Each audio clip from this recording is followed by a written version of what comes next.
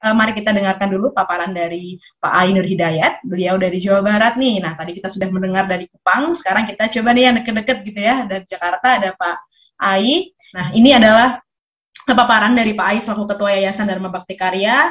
Beliau juga adalah penerima Franseda Award tahun 2021 di bidang pendidikan. Jadi seperti teman-teman ketahui, banyak paparan beliau yang temanya lekat dengan isu edukasi. Nah, kepada Pak Ai saya persilahkan. Halo semuanya, selamat pagi menjelang siang. Selamat siang untuk kawan-kawan yang ada di bagian sebelah timur. Pak Indra, selamat siang semuanya. Bu Nani Nur Rahman, terima kasih banyak atas paparannya tadi. Saya tersadar kembali berapa pentingnya psikokultura di tengah perbincangan orang. Rata-rata sekarang isu-isu sosial itu dipandang lebih rendah daripada isu alam. Jadi untuk apa katanya hidup juga tapi kalau alamnya rusak gitu. Saya pikir ilmu pengetahuan tidak sedang saling mengunggulkan satu sama lain, tapi justru bagaimana satu dan yang lainnya itu bisa saling terhubung satu sama lain. Begitu pula dengan buku yang ditawarkan ini, sangat oi banget lah, sangat pengikut Iwan Fals ini. Aku ini orang Indonesia, jadi saya lebih mendengar orang Indonesia itu istilah atau yang terminologi yang melekat di teman-teman komunitas musik pengikut Iwan Fals, itu disebutnya orang Indonesia. Pagi ini saya justru ingin ngasih bocoran kenapa buku ini sangat penting untuk dibaca, sampai saya juga di beberapa bab saya malah berkali-kali membuka bacaannya, saking menariknya. Kalimat-kalimat yang ada di dalamnya tentu saja melengkapi bagaimana kita membaca gitu, terutama yang paling penting yang saya pikir ini jadi highlight yang akan saya bawakan juga beberapa menit ke depan tentang genealogi pemikiran bangsaan soal Indonesia ini. Tetapi saya akan melihat dari perspektif Sumpah Pemuda. Di dalam Sumpah Pemuda ini ada 3 bagian yang saya pikir ini terhubung dan berantai gitu. Yang pertama soal tanah air, itu yang tanah air menjadi spirit yang diangkat dalam Sumpah Pemuda. Nah, dalam konteks keindonesiaan, tanah air itu saya pikir adalah identitas-identitas yang ada, yang hadir, yang melekat pada jiwa-jiwa Indonesia atau pribadi-pribadi Indonesia, baik itu secara fisik maupun yang non fisik begitu. Nah, identitas-identitas yang melekat itu berpijak pada tanah air yang jelas, pada konteks lokal, pada kearifan lokal, atau pada tren-tren yang dibangun di sekat-sekat lokal gitu. Baik itu lokal dari secara geografis maupun lokal secara kultural gitu. Nah, saya pikir siapapun yang punya identitas lokal semacam ini tentu akan berpijak pikirannya atas apa yang diajari atau apa yang dibawa lewat value kultur lokal itu. Misal saya orang Sunda, saya akan sangat terpengaruh oleh budaya Sunda bahkan terkait isu kebangsaan. Di luar isu yang lokal ini juga ada isu agama misalnya. Tentu saja agama saya memberikan pintu gerbang pertama saya untuk memahami Indonesia. Poin yang kedua, Sumpah Pemuda itu soal kebangsaan. Sebuah hal yang sebetulnya abstrak, yang tidak mesti sejalan atau berbanding lurus dengan warna kulit, dengan rambut ya, posisinya atau bentuknya rambut seperti apa gitu. Bangsa ini, konstruksi kebangsaan ini berkaitan dengan pemikiran, berkaitan dengan perasaan, berkaitan dengan cara pandang orang terhadap identitas baru yang diciptakan.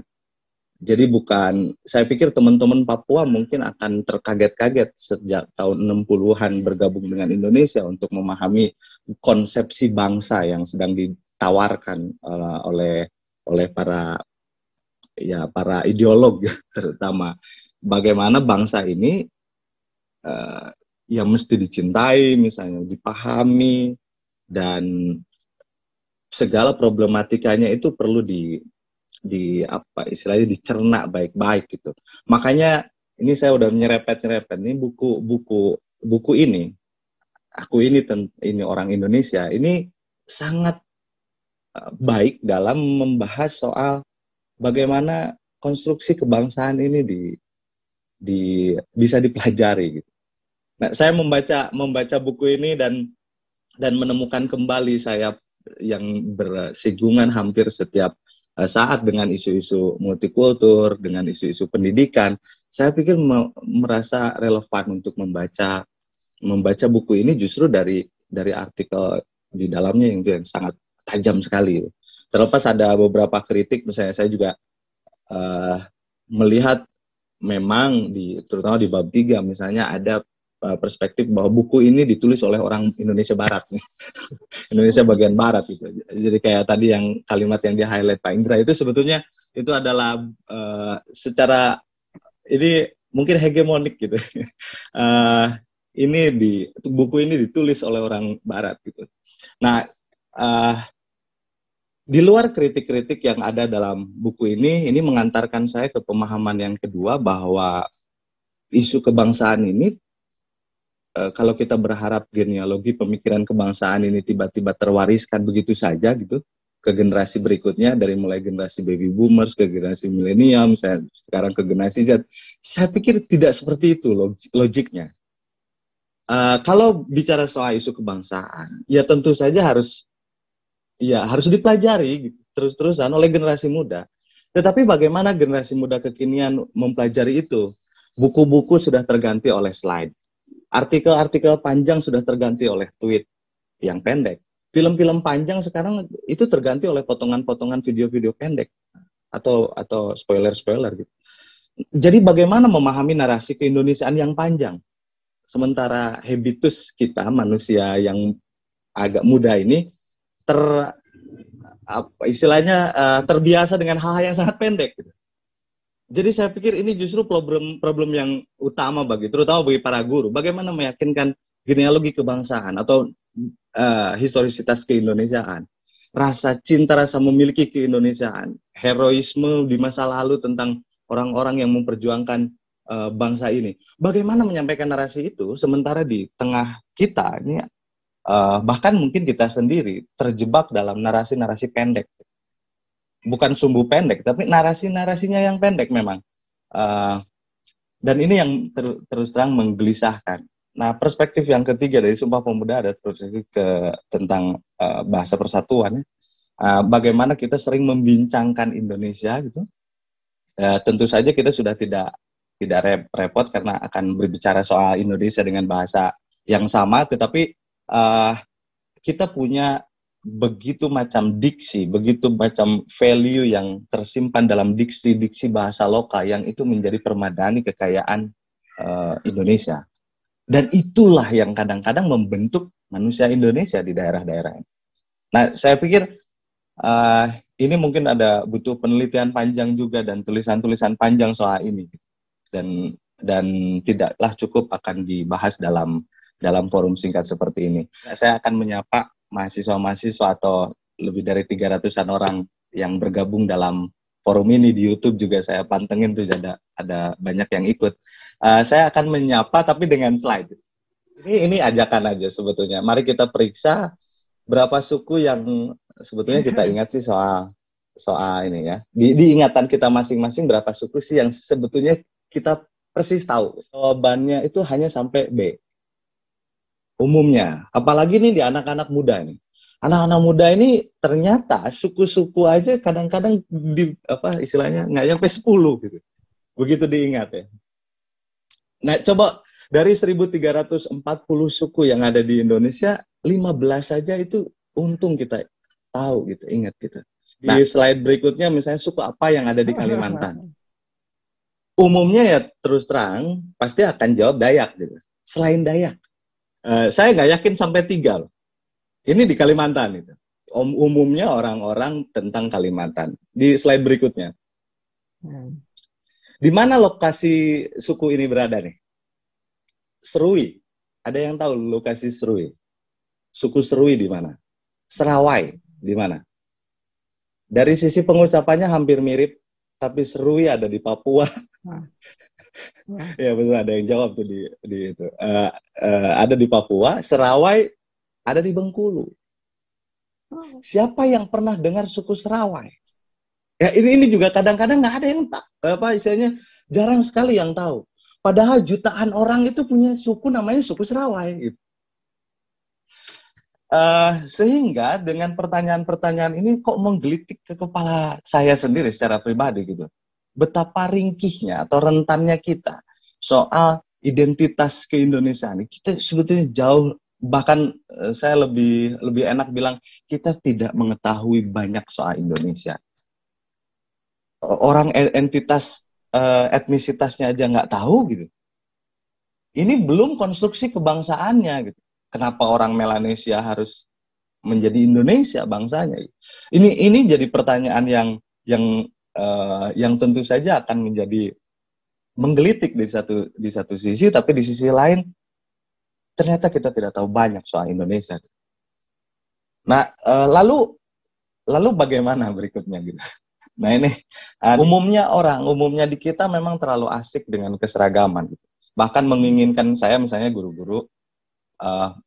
Oh ya, saya guru di SMK Bakti Karya Parigi di Pangandaran. Kami mengelola sekolah namanya SMK Bakti Karya Parigi. Programnya multikultur. Nah, siswanya sekarang sudah 30 suku yang sekarang sedang aktif di daerah kami, di sekolah kami. Siswanya datang dari berbagai macam daerah. Dan kami buat programnya namanya program kelas multikultural, melibatkan publik sehingga sekolahnya bisa gratis dari mulai tiket pesawat, biaya sekolah, biaya asrama, dan lain-lain.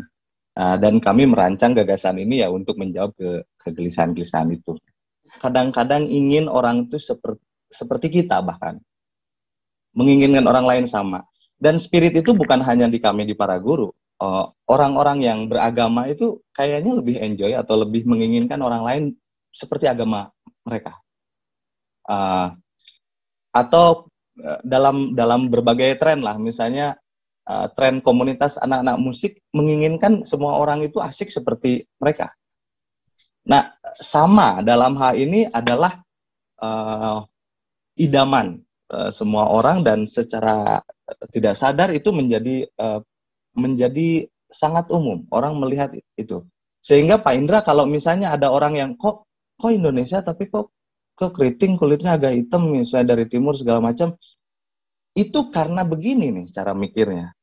Seakan-akan kalau Indonesia itu ya sama gitu. Kok suaranya tinggi banget, nadanya tinggi banget, ya itu gara-gara cara pikir begini juga gitu. Loh kok telinganya di Dayak misalnya banyak yang telinganya panjang-panjang kan di sini, karena ada inilah lokal culture di sana, terus diperpanjang, atau ada yang banyak tatoan gitu. Loh kok tatoan sih? Kesannya nggak baik gitu. Nah itu tuh cara berpikir yang inginnya tuh seragam gitu. Makanya begini, slide yang berikutnya.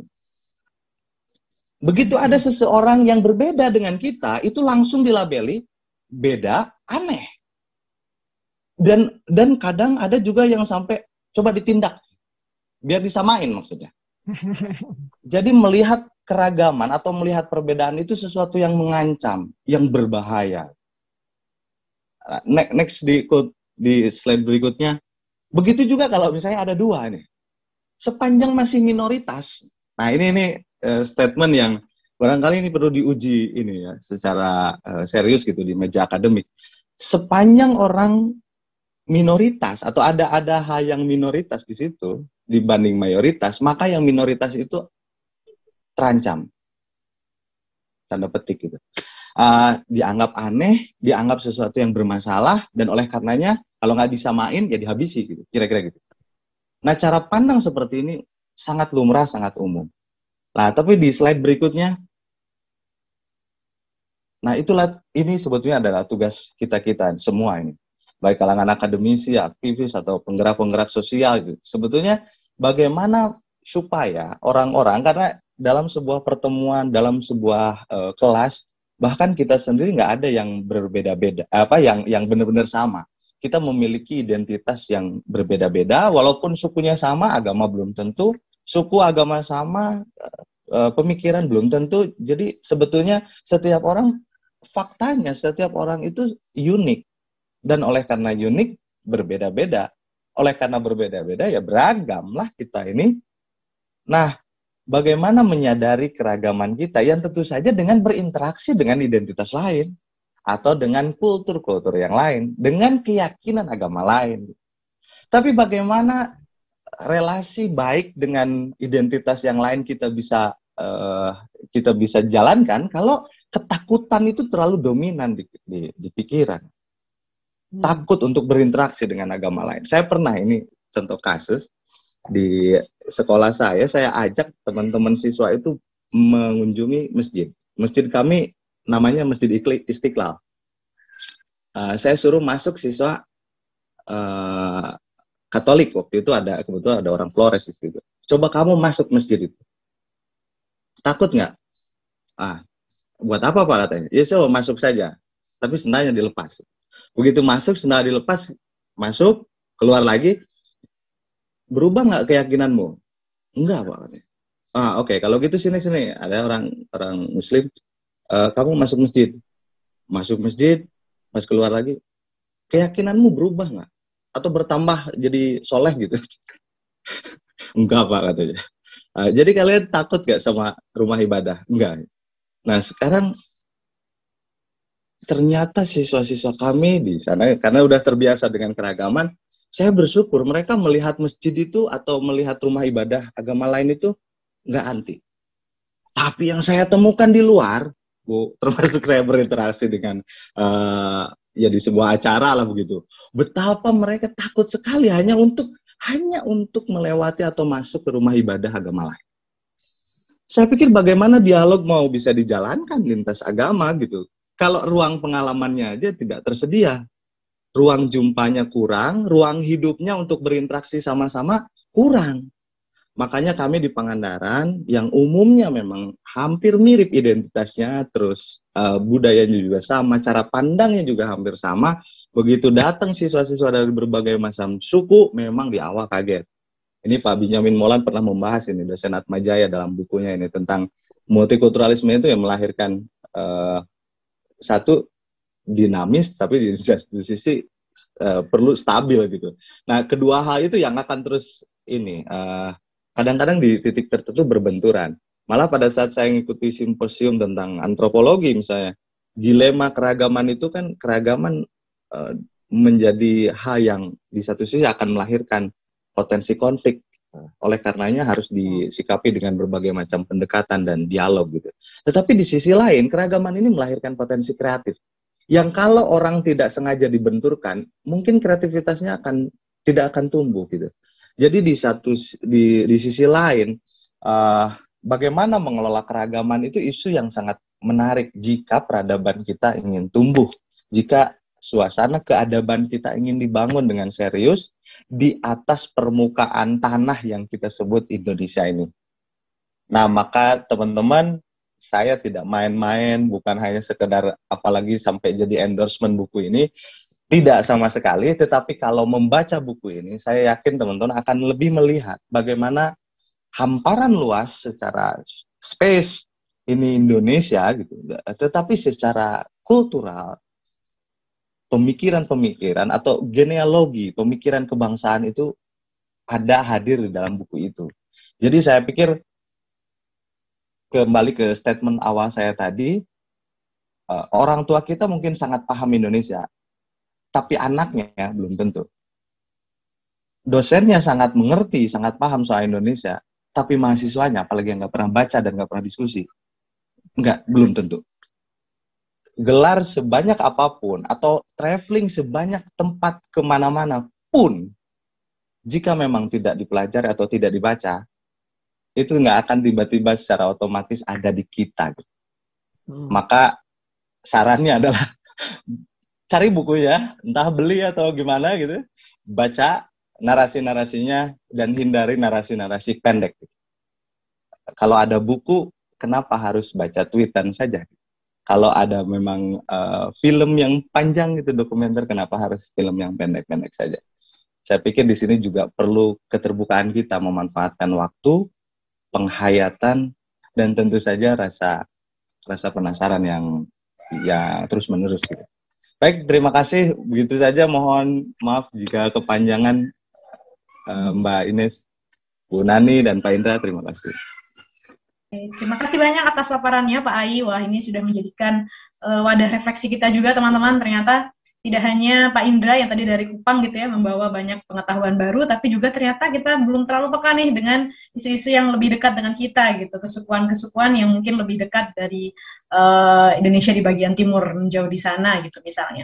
Pak Ai tadi juga sudah sempat menyampaikan bahwa konstruksi kebangsaan kita memang sangat dipengaruhi oleh persepsi. Jadi memang kalau kita dari awal sudah dipenuhi dengan prejudice gitu ya, sudah punya persepsi tertentu, stereotip dan stigma mengenai kesukuan atau identitas lokal, kemungkinan akan susah bagi kita untuk bersatu gitu dalam keberagaman. Nah, kenapa keberagaman ini penting? Karena tadi Pak Ai sudah menyampaikan key point yang menurut saya juga cukup perlu kita highlight bahwa kreativitas itu bisa tumbuh dari keberagaman. Gitu. Kalau kita semua seragam gitu ya, mungkin susah bagi kita menumbuhkan kreativitas yang berbeda, membuat kita menjadi identitas keindonesiaan yang mungkin bisa dibilang utuh. Gitu.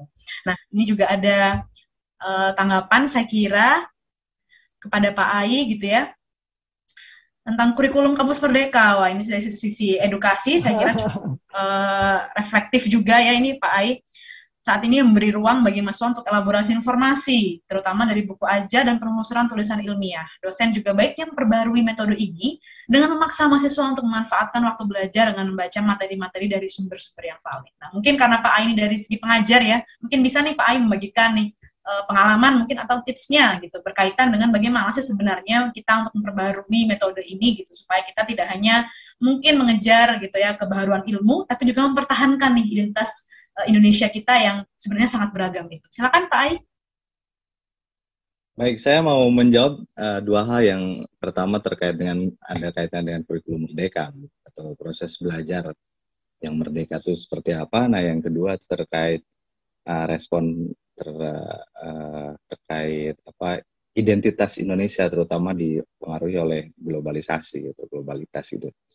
Nah, yang pertama terkait dengan kurikulum merdeka, walaupun kita juga harus rajin-rajin ya mengoreksi sebetulnya itu sudah cocok atau belum untuk diterapkan gitu di tengah mayoritas masyarakat kita atau bahkan kita sendiri mungkin masih melihat ada istilah no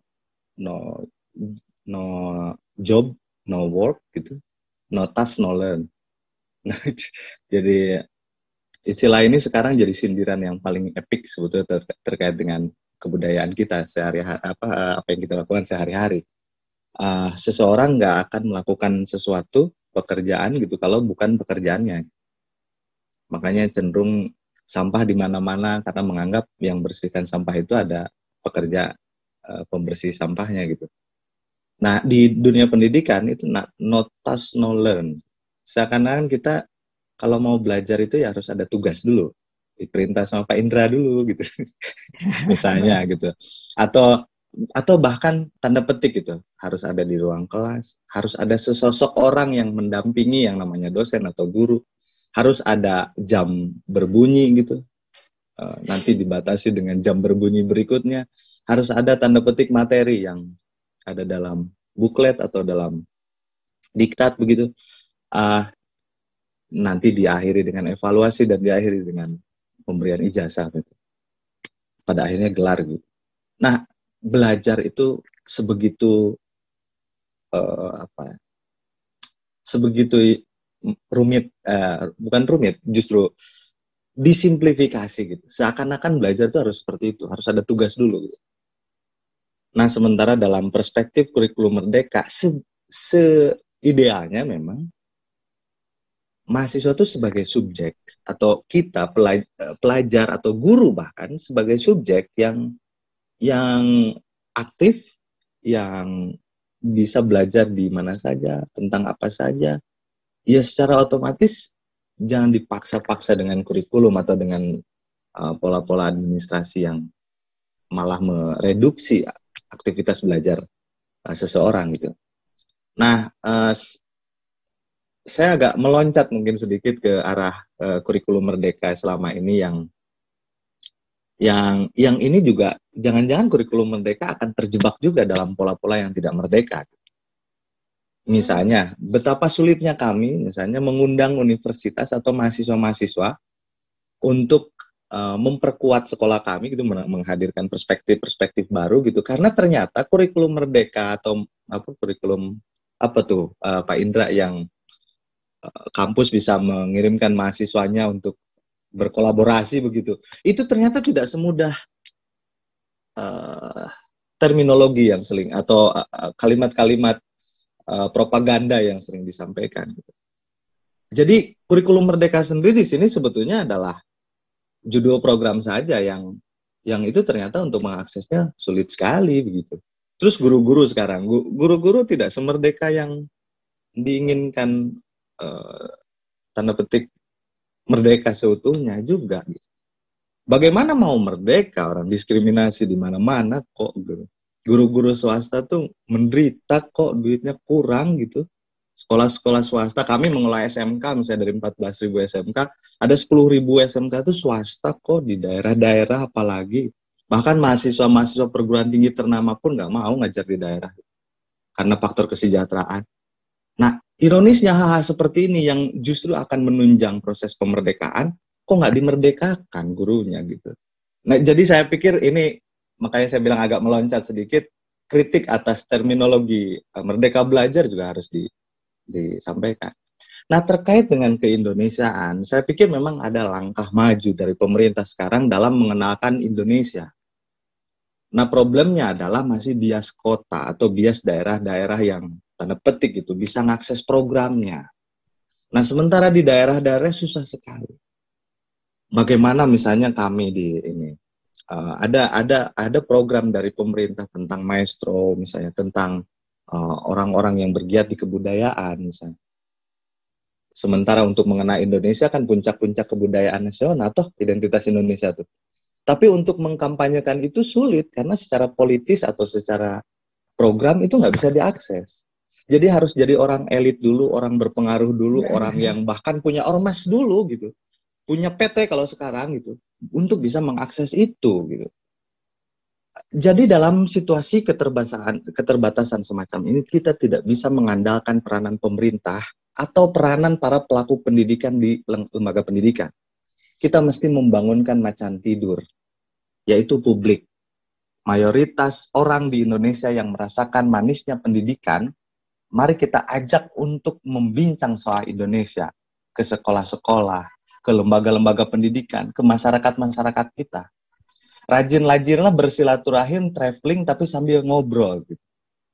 Misalnya ada yang traveling ke Nusa Penida, ada yang traveling ke daerah Lombok, gitu. Tapi sambil bercerita tentang kebudayaan.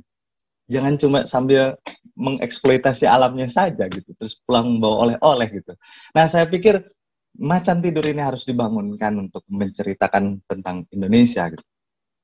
Untuk membangun keadaban di Indonesia gitu. Komponen penting selain berharap sama pemerintah dan lembaga pendidikan saja gitu. Dan itu sekaligus menjawab tadi topik yang kedua yang ada di pertanyaan soal identitas keindonesiaan dipengaruhi oleh globalitas. Kadang-kadang kita menuduh gitu, asing gitu atau barat gitu atau kebudayaan lain menyerang kebudayaan Indonesia gitu. Padahal sesungguhnya enggak, itu hukum pasar saja, kitanya saja yang kurang apik dalam mempromot kebudayaan nasional kita. Buktinya tenun aja baru terkena belakangan ini gitu. Di luar itu kan masih banyak karya-karya kreatif yang belum terkomunikasikan. Jadi masalahnya adalah globalisasi itu bukan ancaman, tetapi memang kita dalam mempromot kebudayaannya juga memang belum optimal saja gitu. Dan ini juga berlaku dalam persoalan identitas gitu. Kadang kita curiga dengan identitas orang lain atau tindak tanduk dari perilaku-perilaku orang lain yang identitasnya berbeda dengan kita, padahal kitanya sendiri memang tidak merasa untuk mengkomunikasikan siapa kita sesungguhnya gitu. Makanya tadi ada pertanyaan, sebetulnya pertanyaan ke Pak Indra juga tuh di teks itu. Bagaimana orang NTT harusnya merepresentasikan keindonesiaannya sebagai orang NTT gitu. Itu kan pertanyaan sederhana. Ya menjadi 100% NTT gitu. Dengan cara seperti apa? Ya dengan cara tidak mengubah suaranya di forum-forum publik ya biasa saja gitu. Orang Batak aja nggak pernah ngubah suaranya kan malah jadi terkenal bagus gitu. Atau hal yang lain gitu yang saya pikir menjadi orang sesuai dengan tempat tinggalnya, lokal budayanya itu tidak sama sekali mereduksi keindonesiaan. Justru yang berpura-pura lah menjadi identitas orang lain, itulah yang sebetulnya bermasalah. Makanya ada satu statement saya peroleh dari uh, salah satu guru saya gitu, bilang untuk mengetahui orang lain itu wajib, karena kalau tidak kita akan salah memperlakukan orang. Tetapi untuk menjadi orang lain bukan tidak penting, kita nggak akan bisa karena kita dibentuk oleh kultur yang selama ini membentuk kita. Jadi nggak usah tendensi untuk menjadi orang lain, nggak perlu gitu. Mengenal orang lain perlu, tapi itu dia tadi tujuannya supaya tidak salah memperlakukan orang lain. Saya pikir itu saja dari saya. Terima kasih banyak. Wah, itu sangat jawaban yang saya kira bisa langsung diterapkan ya teman-teman, tidak hanya dipikirkan gitu ya. Nah, ini juga yang saya kira menarik untuk dijawab ketiga narasumber kita pada siang hari ini. Gitu. Dari Kak Jesli Ethelbert Nathaniel Lembong, nah dia tadi mengatakan bahwa semakin jauh seseorang mempersepsikan jaraknya dengan orang yang berbeda etnis, semakin lemah dia mengidentifikasikan dirinya sendiri sebagai orang Indonesia. Nah, berarti sudut pandang seseorang di sini sangat penting dan menjadi faktor dalam menilai orang lain. Nah, jadi Kak Jesli bertanya nih, bagaimana ya sebenarnya cara untuk menanggapi dan menghadapi seseorang yang sedang dalam krisis identitas sebagai orang Indonesia di tengah keberagaman yang dimiliki bangsa kita? Mungkin Pak Ai bisa memberikan tanggapan terkait hal ini gitu ya, mungkin kiat bagaimana cara kita untuk mungkin lebih bisa menyatu dalam keberagaman itu. Silakan Pak Ai. Baik, terima kasih. Kalau soal Indonesia itu, saya perlu ini menggarisbawahi besar sekali gitu. Tidak ada suku atau budaya yang lebih unggul daripada budaya-budaya lain gitu. Ya. Baik itu di Indonesia maupun di dunia ini. Tidak ada ras paling unggul, tidak ada etnik paling unggul. Dan tidak ada juga orang yang merasa paling atas sukunya atau atas etnisnya, atas agamanya. Gitu. Bahkan untuk menjadi sangat Indonesia saja sebetulnya bukan sikap seperti itu yang diharapkan ya oleh para pendiri bangsa, oleh para pejuang kemerdekaan itu. Tujuan kemerdekaan dibentuknya Indonesia atau dibentuknya sebuah spirit kebangsaan Indonesia itu bukan untuk itu. Nah, lantas kenapa kita harus mencintai atau kenapa kita harus mengetahui etnisitas yang beragam di Indonesia ini atau di Nusantara ini atau bahkan di dunia ini? Sebetulnya untuk menunjang perilaku kita, tindakan kita, cara berpikir kita supaya tidak bertolak belakang dengan spirit hidup bersama, membangun keadaban itu atau membangun peradaban. Nah, saya juga tidak berarti orang-orang yang baru dinaturalisasi jadi warga negara Indonesia lantas kehilangan jati diri keindonesiaannya gitu, atau Tionghoa misalnya yang mungkin datang belakangan lah istilahnya ke Indonesia gitu, dianggapnya datang belakangan gitu, Arab misalnya. Ya tidak juga mencerminkan seberapa besar kecintaan Indonesia. Atau misalnya ada suku baru, Pak Indra udah tahu suku baru, ada suku baru Jaksel gitu kan, punya bahasa sendiri, gaya hidup sendiri, cara pandang sendiri. Nah, itu juga apakah keindonesiaannya dipertanyakan? Kan enggak juga gitu. Lantas apa sih yang sebetulnya menjadi indikator seseorang itu menjadi orang Indonesia? Yang saya pikir ini justru di sini adalah makna yang ingin disampaikan oleh buku ini. Menjadi orang Indonesia adalah menjadi orang yang terbuka atas berbagai macam identitas. Di sisi lain dia juga punya identitas yang mengakar dan kuat. Menjadi Indonesia adalah toleran di tengah keragaman gitu. Dan menghindari hal-hal yang misalnya yang bertentangan dengan kemanusiaan gitu. Yang menjadi Indonesia adalah orang menjadi orang yang aktif, yang bukan hanya sekedar menerima gitu, tetapi memberi gitu. Bukan hanya sekedar terpengaruh oleh kebudayaan-kebudayaan lain, tapi juga mempengaruhi proses dinamis kebudayaan gitu. Jadi saya pikir kenapa lagi-lagi buku ini penting untuk dibaca, karena disitulah saya juga diingatkan kembali terus-menerus tersadar bahwa yang dibutuhkan oleh kita sebagai orang Indonesia itu bukan label, cangkang, kosong saja begitu. Itu perlu sekali waktu kita perlu mengibarkan bendera gitu. merah putih misalnya. Tetapi di sisi lain, dia tidak usah alergi dengan bendera-bendera yang lain, gitu. Atau merasa terancam. Gitu. Nah, ini ada ruang-ruangnya sendiri, ada ruang politik, ada ruang kebudayaan, ada ruang ekonomi yang kalau ditempatkan di tempatnya masing-masing, saya pikir identitas Indonesia akan muncul dengan sendirinya. Seperti hanya teman-teman OI, orang Indonesia, mereka itu penganut Iwan Fals, musik-musiknya gitu. Ideologinya Iwan Fals ada di mereka. Kafah mereka pengikutnya Iwan Fals, baru kemudian dilabeli oleh orang lain, oh itu anak OI gitu. Nah, bagaimana kalau ada orang yang tiba-tiba ngaku OI tapi nggak bisa Iwan Fals, lagu Iwan Fals? Ya mereka akan dicoret sendiri, bukan hanya oleh komunitasnya, orang lain pun legitimasinya tuh nggak akan dapat gitu. Jadi saya pikir kita belajar juga dari pengikut OI ini gitu. Musiknya dulu gitu, terus makna musiknya dulu dikuasai, baru acung-acungin bendera, nggak sebaliknya. Gitu. Nah saya pikir ini jadi mungkin pesan inilah dari saya sendiri. Saya juga sebagai pengelola pendidikan multikultur malah semakin mengetahui keragaman lah, justru saya jadi semakin terasing dari dunia yang begitu luas ini. Nah, lantas apa? Ya, saya pada akhirnya akan melihat kembali akar budaya saya. Begitu ketemu dengan orang Amerika misalnya, ada orang Amerika yang nanya tentang batik ke orang Malaysia, saya otomatis rada tersinggung gitu. Kenapa nggak nanyanya ke saya gitu? Atau ada yang nanya angklung, tapi nanya angklungnya ke orang tetangga sebelah gitu. Jadi kan ya nggak enak lah saya sebagai itu. Akhirnya mau nggak mau saya juga dituntut untuk mengetahui lebih banyak lagi kebudayaan yang menimpa saya atau yang melekat ke saya sendiri. Pada akhirnya refleksi terbesarnya adalah kembali ke akar kebudayaan masing-masing dan mencintai itu dari dalam. Saya pikir gitu aja. Terima kasih, Mbak. Ya, terima kasih tanggapannya nih Pak Ai. Wah, ini sebuah pandangan yang saya kira perlu kita amini bersama ya teman-teman semua gitu, bahwa memang kita tetap memerlukan legitimasi kita sebagai keindonesiaan, terutama kedaerahan lokal. Tapi di sisi lain kita jangan lupa motif kita untuk bersatu gitu tadi ya, bahwa kita dalam keberagaman itu kita punya banyak kekayaan yang sebenarnya bisa jadi potensi untuk dikembangkan. Nah, saya akan persilahkan kepada Pak Ai terlebih dahulu untuk memberikan closing statement nih Pak Ai kepada para peserta pada siang hari ini, sekaligus memilih penanya untuk mendapatkan paket buku dari penerbit buku Kompas. Silahkan Pak Ai untuk closing statement-nya. Oke, terima kasih. Itu yang nerima buku Yoselin apa tuh? Betul, Sama yang Pak Ai. kedua, kalau misalnya ada lagi